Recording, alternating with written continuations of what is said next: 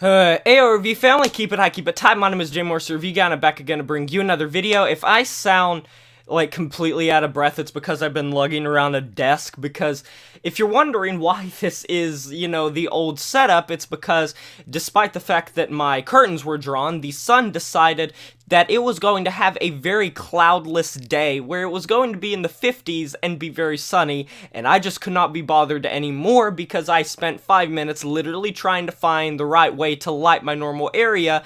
But let me go ahead and show you what that looks like.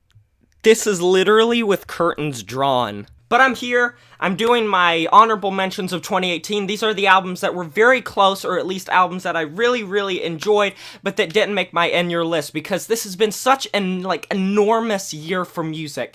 There's almost as many honorable mentions as there are albums that were on the list. There might even be, because I did not count them when I did this.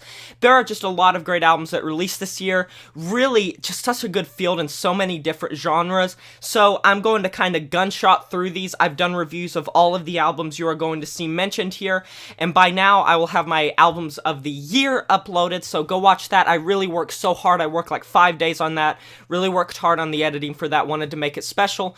So I don't know chronologically when this video is going to go up, but the lists are coming out. I'm working on them. They're coming. This might be the last one for all I know, but let's go ahead and get right into it. First up is Automata, Automata, I don't know either, Part 1 and Part 2 by Between the Buried and Me.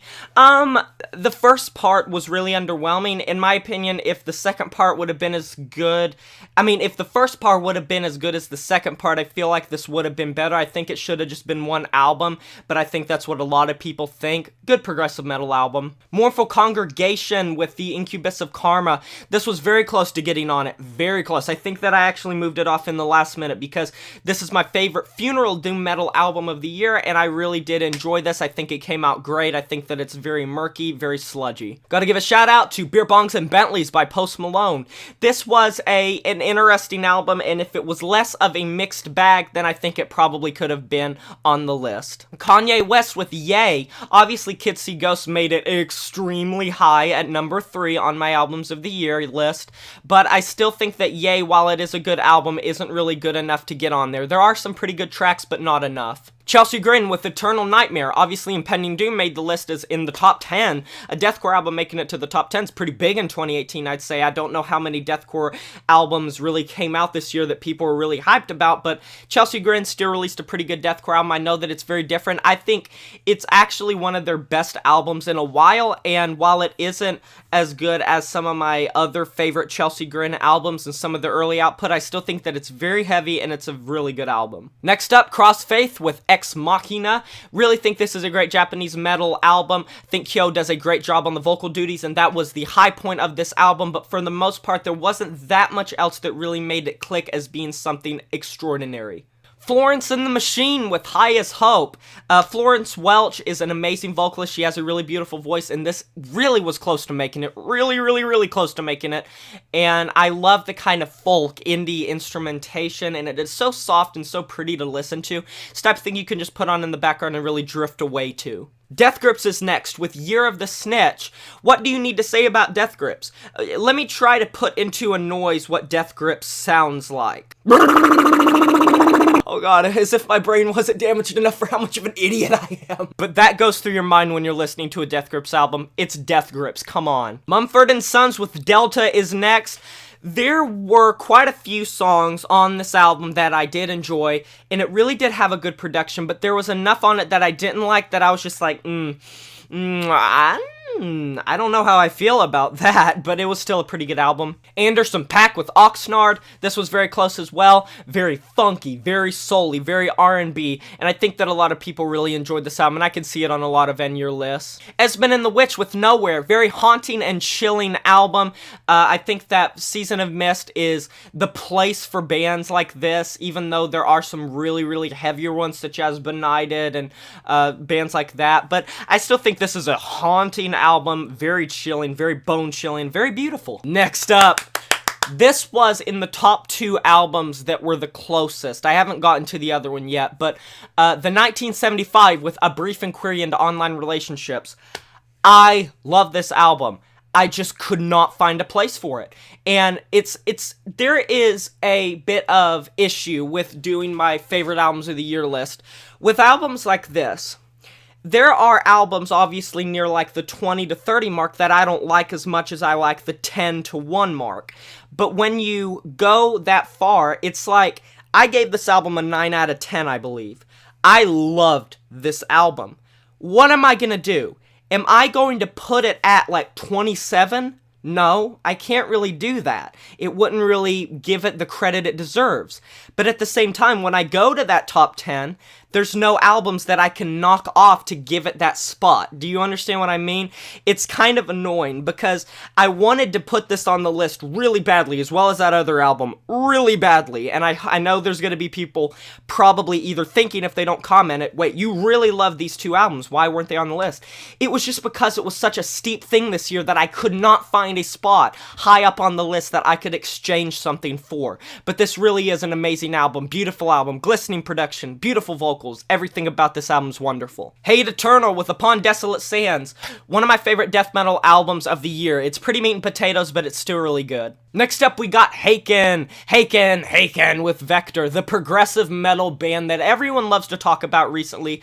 There's quite a few, but I feel like Haken's really up there. Haken's kind of one of the spearheading leaders of the whole new progressive metal movement, but they don't really have that kind of gent tendency, which a lot of the progressive metal bands nowadays, especially metalcore bands, have to incorporate that gent to feel like they're a part of the crowd, feel like they're a part of the herd. It's almost like a hive mind, but Haken really is doing good of breaching out. And even though it wasn't my favorite album of the year, and maybe not even one of my favorite progressive metal albums of the year, I can definitely understand why this got such good reviews, for sure. RM with Mono, Namjoon, RM, Rap Monster, leader of BTS.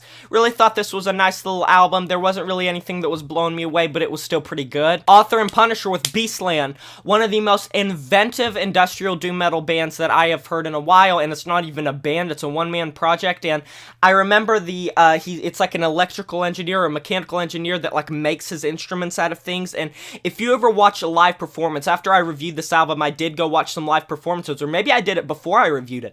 It is so intricately made that it's hard not to respect what this guy's doing, even if you don't like the music. And while it is very murky, I'm not sure how I feel about the whole industrial doom metal aesthetic, but I still really enjoyed the album for the innovation that was presented. Ken Mode, loved. What do I say about this album? There's literally nothing I can say that hasn't been already said in the review. It's weird. It's wacko. Moving on. Aw, hell yeah, Anona Thrak with a new kind of horror. Whew!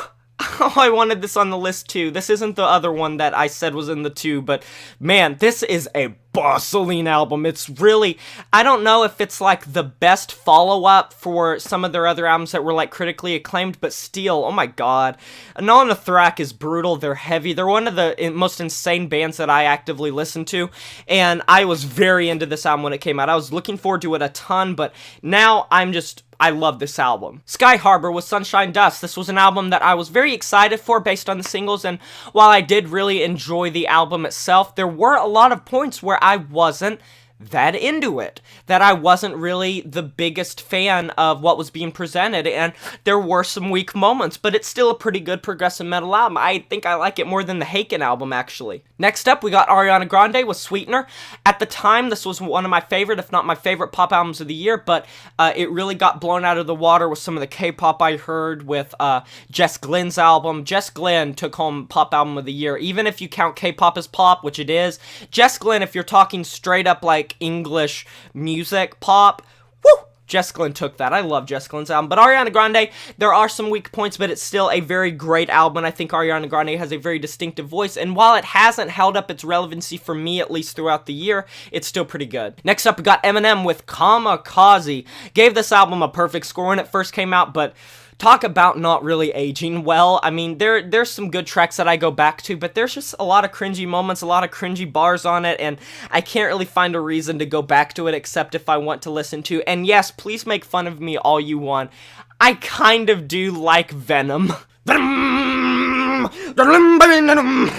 God, that song is so stupid, but it's so catchy. I haven't even seen Venom. And then finally, the album that was the closest to being on the list, extremely high, and when I say extremely high, I'm talking like top 5 or 6 or 7 high.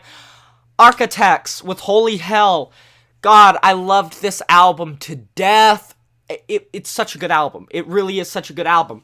But it's the same thing with the 1975, where I could not, for the life of me, find a place to put it in the higher ups. And I didn't want to, like, disrespect my love of the album by putting it, like, on, like, 25 or something. Like, that didn't feel right. It wouldn't have felt right to be like, oh, number 25, Architects, Holy Hell, even though it's, like, an amazing album. Not to put down the albums that were up on the list. I'm just saying I liked Architects' album and 1975's album a lot more than those albums. I just could not find a place to put them. But yeah, I think that's it. That's a wrap. I'll talk to you guys next time. Be sure to like, comment, and subscribe. It helps me out a lot. It helps me out so much. It helps me out billions and millions. I just said billions and millions. That wrong order. But I'll talk to you guys next time. Till then, my name is Morris, Review Guy, and I'm signing off saying farewell.